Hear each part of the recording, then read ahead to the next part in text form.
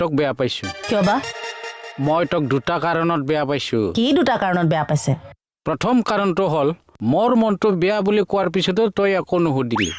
আৰু 2 নম্বৰটো হ'ল মোৰ মনটো বেয়া বুলি জানিও তই গীত গাই থাকিলি